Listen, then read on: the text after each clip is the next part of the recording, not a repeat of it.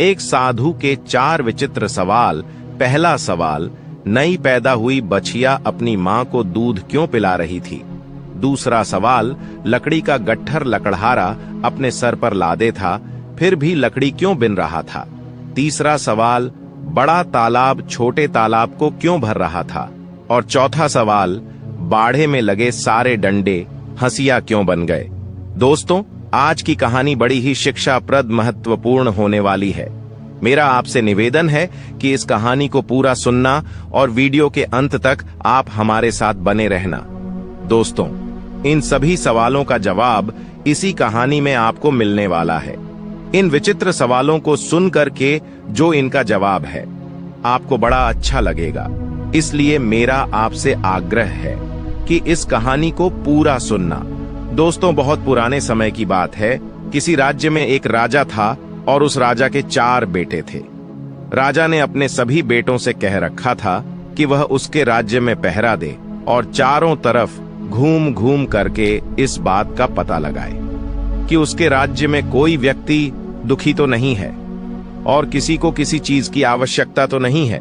इस तरह से राजा के चारों राजकुमार घूम घूम करके राज्य में पता लगाते थे और जो भी उनको दिखाई देता था या किसी को किसी चीज की आवश्यकता होती थी, वह सब आकर के राजा को सूचना देते थे। एक दिन की बात है, सुबह के समय जो सबसे बड़ा राजकुमार था, वह पहरा देने के लिए चला जाता है और एक संत उसे मिल जाते हैं। वह संत एक तालाब के किनारे पर बैठे हुए थे और उनके पास 4 बड़े ही सुंदर घोड़े बंधे हुए थे जो घास चर रहे थे। राजकुमार ने देखा कि वे घोड़े, जितने भी घोड़े उसके पिता के पास थे, उनसे कुछ अलग ही नस्ल के थे और उनसे अच्छे भी थे। वह साधु के पास गया और साधु से पूछने लगा कि हे साधु महाराज, तुम कौन हो और तुम यहां कब आए? तुम्हें यहां क्या चाहिए? साधु कहने लगा कि मुझे तुम चाहिए। राजकुमार ने जब साधु की बात सुनी तो बड़ा आश्चर्य हुआ उसको। उसने आश्चर्य से पूछा कि मैं क्यों? मैं इस देश के राजा का सबसे बड़ा राजकुमार हूं। मेरे पिता ने मुझे इस देश में देखने के लिए भेजा है और कहा है कि मैं देखूं जाकर के कि किसी को किसी चीज की यदि आवश्यकता है तो मैं जा करके के उनसे बताऊं। तुम यह बताओ कि तुमको किसी चीज की जरूरत तो नहीं है? वह साधु फिर से कहने लगा कि मुझे तो केवल तुम्हारी जरूरत है। तुम चाहिए और कुछ नहीं चाहिए, पर अगर तुम्हें कुछ चाहिए तो तुम मुझे बताओ, मैं तुम्हारे लिए वो ला करके दे दूंगा। साधु की बात को सुनकर के राजकुमार कहने लगा, अरे साधु महाराज, मैं तुम्हारे इन बढ़िया घोड़ों में से एक घोड़े पर बैठ करके सवारी करना चाहता हूं। साधु ने कहा, ठीक है, तुम अपनी सवारी के लिए कोई घोड़ा पसंद कर लो, लेकिन एक बात का ध्यान रखना कि शाम होने से पहले ही तुमको यहां लौट करके आ जाना है। जब तुम यहां आओगे तो मैं उम्मीद करता हूं कि मैं तुम्हारी दिन भर की जो भी तुम यात्रा करोगे, जो भी उस यात्रा के दौरान तुमको अनुभव होगा, वह सब मैं तुमसे जानना चाहूंगा। राजकुमार ने साधु की बात को स्वीकार कर लिया और एक घोड़ा उसी में से लेकर के और उस पर सवार हो गया और बैठ करके उस घोड़े पर जब चढ़ा तो घोड़े ने बहुत तेजी से भागना शुरू कर दिया और एक जंगल की तरफ वह घोड़ा भाग करके पहुंच गया। वह एक सब्जी के बगीचे में घोड़ा जाकर के पहुंचा और वहीं पर जाकर के रुक गया। उस बगीचे के चारों तरफ एक ऐसी बाढ़ लगी थी कि उसके अंदर कोई नहीं घुस सकता था। राजकुमार जंगल की तरफ कुछ दूर गया और फिर वहां से लौटने लगा।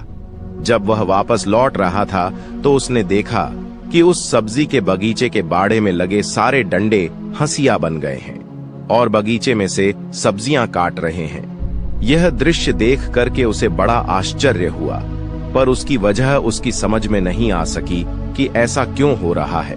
वह वहां से चल करके उस साधु के पास पहुंचा और साधु ने उससे पूछा कि उसके घोड़े की सवारी कैसी रही, उसने रास्ते में क्या देखा और क्या अनुभव रहा। राजकुमार कहने लगा कि मैंने एक बगीचा देखा था जिसके चारों तरफ एक ऐसी बाढ़ लगी हुई थी कि जिसमें से अंदर जाना आना नामुमकिन था। मैं उसमें थोड़ा और आगे चला, फिर जब मैं वापस लौट करके आ रहा था तो मैंने देखा कि उसी बाढ़ के डंडे हंसिया बन गए हैं और उस बगीचे में से सब्जी काट रहे हैं। साधु ने पूछा, जानते हो इसका क्या मतलब है? साधु की बात को सुन करके राजकुमार कहने लगा, नहीं, मैं तो नहीं जानता कि क्या बात है।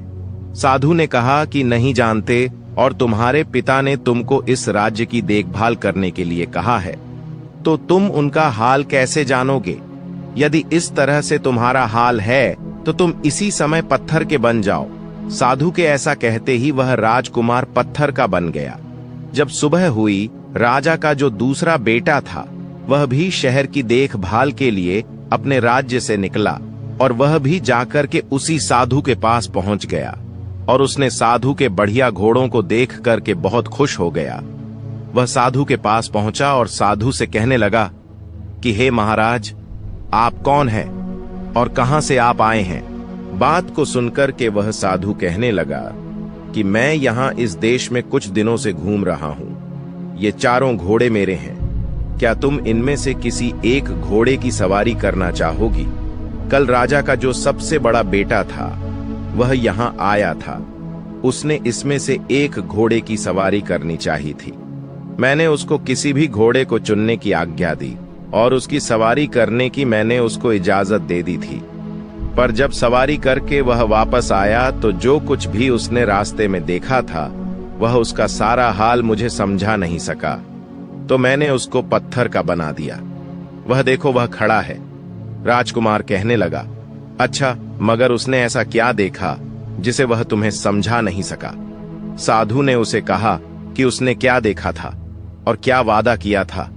अगर वह इस बात को उसे समझा सका कि डंडे हंसिया में क्यों बदल गए हैं, तो वह उसके भाई को जिंदा कर देगा और फिर से पत्थर की जगह पर वह इंसान हो जाएगा। राजकुमार कहने लगा कि साधु महाराज, तुमने तो बड़ा ही मुश्किल सवाल पूछ लिया है। जब मैंने उसे देखा ही नहीं जिसके बारे में तुम मुझसे पूछ रहे हो, तो मैं तुम्हें कैसे समझा सकता हूं? हाँ, अगर तुम्हारा एक सुंदर सा घोड़ा मुझे मिल जाए तो मैं उस तरफ जाकर के उसे देख लूं, तो शायद हो सकता है मैं तुम्हें इस बारे में कुछ बता सकूं। साधु ने उसको इजाजत दे दी और वह एक घोड़ा लेकर के वहां से चला गया। वह घोड़ा भी उसको एक जंगल की तरफ लेकर के वहां जाकर के उसने देखा कि नई पैदा हुई एक बछिया है जो अपनी मां को दूध पिला रही है। वह बहुत देर तक इस अजीब दृश्य को देखता रहा और फिर वह वापस उसी संत के पास लौट आया। साधु ने पूछा कि तुमने रास्ते में क्या देखा? राजकुमार ने उसे बताया कि उसने देखा कि एक नई पैदा हुई बछिया अपनी मां को दूध पिला रही थी। साधु ने उससे भी पूछा कि क्या तुम बता सकते हो कि इसका कौन सा मतलब हुआ? राजकुमार कहने लगा कि मैं नहीं जानता। साधु कहा कि क्या तुम नहीं जानते? इसका क्या मतलब है? राजकुमार उसके इस सवाल का जवाब नहीं दे सका, क्योंकि इससे पहले ही वह पत्थर का बन चुका था। जब तीसरा दिन बीता और सुबह हुई तो जो तीसरा राजकुमार था वह भी शहर का भ्रमण करने के लिए अपने राज्य से निकला, और वह भी रास्ते में उसी संत के पास जाकर के पहुंच गया। उसने भी उस संत के पास बंधे हुए घोड़ों को देखा, और घोड़ों को देख करके वह बड़ा आश्चर्यचकित हुआ। उसने उस संत से पूछा कि वह कौन है और इतने सुंदर घोड़े उनके पास कहां से आ गए हैं। उसके इस सवाल पर ध्यान ना देते हुए उस साधु महाराज ने उससे पास बैठ जाने के लिए कहा। बातों बातों में उसने पता लगा लिया कि यह भी राजकुमार था और अपने दो बड़े भाइयों की खोज करने के लिए यहां निकला है। उसने उसको बता दिया कि उसके जो दो बड़े भाई थे उनके साथ क्या क्या घटना घटी है। फिर उसने बाद में उससे भी कहा कि वह उसने दोनों भाइयों को जिंदा कर सकता है अगर वह यह बता दे कि बाले के डंडे हंसिया में क्यों बदल गए और नई पैदा हुई बछिया अपनी मां को दूध क्यों पिला रही थी। साधु की बात को सुनकर के राजकुमार कहने लगा, बहुत बहुत धन्यवाद। अगर आप मुझे अपना एक घोड़ा दे दें तो मैं इन अजीब चीजों को देख करके वहां पर जब जाऊं तो समझ सकूं, और शायद हो सकता है मैं आपको इन प्रश्नों का उत्तर बता सकूं। साधु ने कहा, ठीक है, कोई बात नहीं। तुम इसमें से जो भी घोड़ा तुमको पसंद है उसको ले जाओ, मगर ध्यान रखना कि होने से पहले तुम्हें यहां वापस आना है, और जो कुछ भी तुमने देखा है उन सारे दृश्यों को आकर के यहां सही सही मुझे बताना है और उसका मतलब समझाना है। राजकुमार ने उन घोड़ों में से एक घोड़े को लिया और घोड़े पर बैठ करके वहां से निकल लिया। वह घोड़ा भी उसको उसी जंगल की तरफ लेकर के गया, जहां उसने देखा कि एक आदमी अपनी पीठ पर लकड़ियों को लादे लिए जा रहा है, और वह केवल उन्हीं लकड़ियों से संतुष्ट नहीं है जो उसने इकट्ठा कर ली है और जिनका गट्ठर बना करके वह अपने सर पर लादे हुए है, बल्कि वह रास्ते में पड़ी और भी लकड़ियों को उठाता जा रहा है।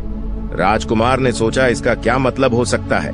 जब मैं साधु के पास पहुंच तो क्या मैं साधु को इसका मतलब बता पाऊंगा? अफसोस, यह राजकुमार भी इस दृश्य का मतलब समझाने में नाकामयाब रहा। वह भी जब साधु के पास पहुंचा और साधु ने उससे पूछा कि जंगल में जाकर के तुमने कौन सी चीजों को देखा और तुम्हारा क्या अनुभव रहा, वह राजकुमार भी साधु के किसी भी सवाल का जवाब नहीं दे सका और साधु ने उसे भी पत्थर का बना दिया। जब अगली सुबह हुई और राजा का जो चौथा बेटा था, आखिरी बेटा, वह भी अपने राज्य में भ्रमण करने के लिए, राज्य का हालचाल लेने के लिए निकल पड़ा। अपने घर से और अपने भाइयों को ढूंढने के लिए वह उसी साधु के पास आकर के पहुंच गए। उसने जाते ही साधु को प्रणाम किया और कि पूछा कि क्या उसके तीनों भाइयों को आपने कहीं देखा है? हाँ, देखा है। इतना कहकर के एक तरफ इशारा करते हुए साधु ने कहा कि देखो, मैंने तुम्हारे तीनों भाइयों को पत्थर का बना दिया है और वह तीनों अभी यही खड़े हुए, क्योंकि उन्होंने पास के जंगल में जो कुछ भी देखा था वह सही सही मुझे समझा नहीं सके, पर मैं उनको जिंदा कैसे कर सकता हूं? राजकुमार पूछने लगा। साधु ने कहा कि अगर तुम मुझे इन सब चीजों का मतलब समझा दो जो इन लोगों ने देखा था, तो हो सकता है मैं इनको पत्थर की जगह पर जीवित कर दूं। इसके बाद उसने उन राजकुमारों को द्वारा देखे हुए तीनों दृश्य उसको बता दिए। राजकुमार कहने लगा कि अगर आप मुझे अपना एक घोड़ा दे दें सवारी करने के लिए, और मैं शायद वहां पहुंच करके इन सभी दृश्यों को देखूं, तो हो सकता है कि मैं इनको बताने में कामयाब हो सकूं। मैं खुद उस जंगल में जाकर के उन चीजों को देखना चाहता हूं। साधु ने इजाजत दे दी और राजकुमार घोड़ों में से एक घोड़ा लेकर के जंगल की तरफ निकल पड़ा।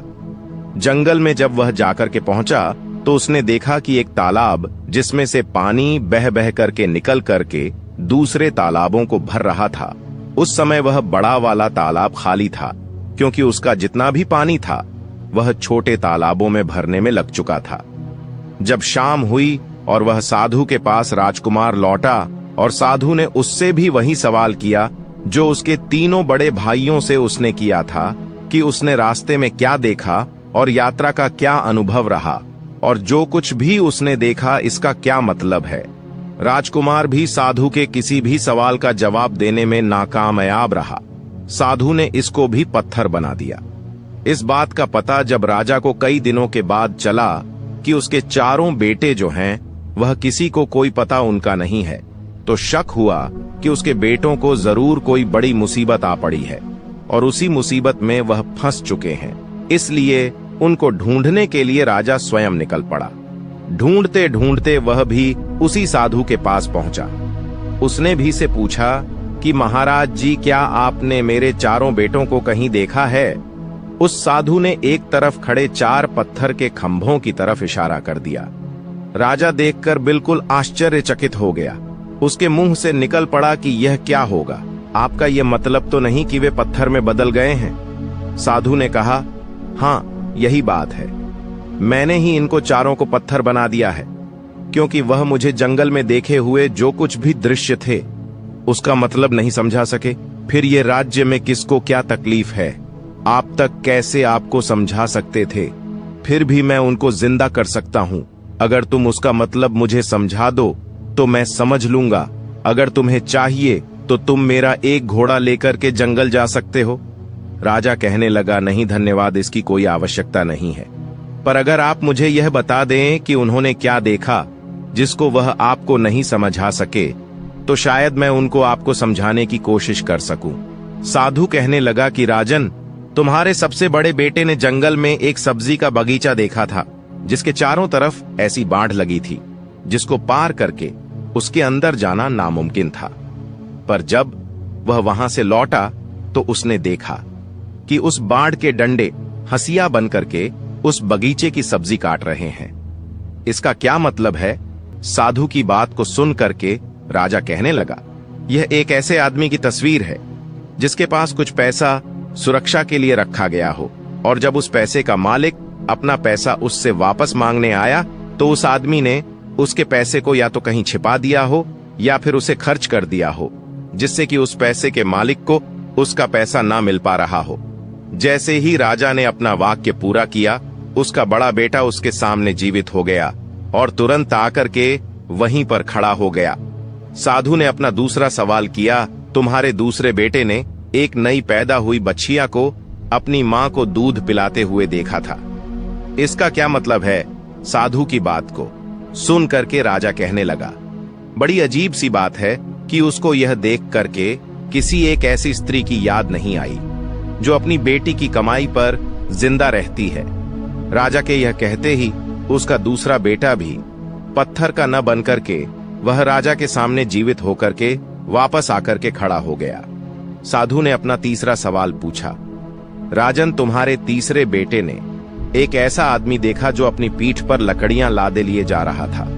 वह अपने उस ढेर से संतुष्ट नहीं था और रास्ते में उसको और जो भी लकड़ियां दिखाई देती जा रही थीं, उन सब को वह उठाता हुआ जा रहा था। इसका क्या मतलब है?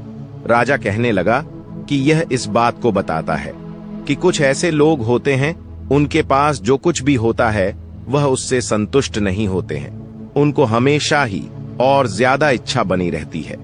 जैसे ही राजा ने यह शब्द कहा कि उसका तीसरा बेटा भी जीवित होकर के राजा के सामने आकर के खड़ा हो गया। साधु ने अपना चौथा और आखिरी सवाल पूछा कि राजन, तुम्हारे सबसे छोटे बेटे ने जंगल में एक तालाब देखा जिसने 6 दूसरे तालाबों को पानी देने के लिए अपने आप को खाली कर दिया, इसका क्या मतलब है? साधु की बात को सुनकर के राजा कहने लगा कि साधु जी, वह बड़ा तालाब दुनिया के उन आदमियों की तरह है जो दूसरों को देने के लिए अपना सब कुछ खर्च कर देते हैं, पर बदले में उन्हें क्या मिलता है? कुछ भी नहीं। जैसे ही राजा यह बोला तो उसका चौथा बेटा भी जीवित होकर सामने आकर के खड़ा हो गया। राजा और उसके चारों बेटे खुशी खुशी अपने महल की तरफ जाने लगे। तभी वह साधु कहने लगा कि राजन, यह सब मैंने क्यों किया, इसे तो सुनते जाइए। राजा वहां एक पल के लिए ठहर गया। साधु ने कहा कि आपने अपने बेटों को इसीलिए अपने राज्य में छोड़ा था कि वह जाकर के आपको यह बताए कि आपके राज्य में कोई दुखी तो नहीं है, किसी को किसी प्रकार का कोई कष्ट तो नहीं है। एक राजा का धर्म होता है, वह व्यक्ति के चेहरे को देख करके पता लगा लेता है कि इसके सामने कौन सी मुसीबत है, और वह राजा का यह फर्ज भी होता है कि वह मुसीबत को दूर करे, क्योंकि वह उसकी प्रजा है। मैं यह देख रहा था कि आप और आपके यह चारों राजकुमार क्या इस काम के लायक है, क्या राज्य को चलाने के लायक है, इसीलिए मैंने यह कार्य किया। राजा ने साधु को प्रणाम किया और कुछ समय के बाद वह वहां से अपने राज्य को वापस लौटा।